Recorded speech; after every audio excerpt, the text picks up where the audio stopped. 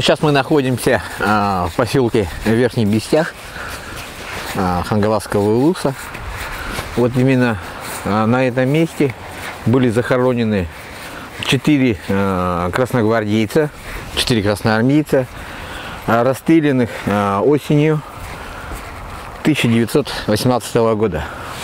Дело в том, что в августе 1918 года отрядом поручика Гордеева была в городе Якутске сметена советская власть. До этого была установлена отрядом Аполлинария Редзинского. И вот как раз вот в августе месяце именно членами, тогда уже называлось, областного совета, начались массовые аресты представителей советской власти в Якутске.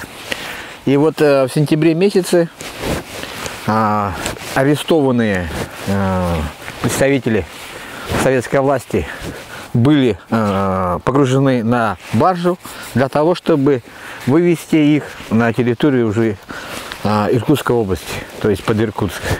И вот здесь вот буквально через день, то есть уже 30 сентября, возле станции, раньше в Верхних Бестях это была почтовая станция, баржа с пленными представителей советской власти была остановлена и расстреляны 4 человека, 4 красноармейца.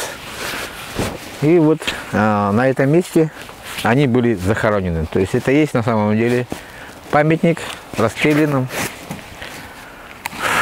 именно красноармейцам. Это братская могила. Дело в том, что памятник это тоже является памятником истории и культуры. Но видно даже по нему, что вот даже видно цветок, есть какие-то приношения, да, в виде сигареты.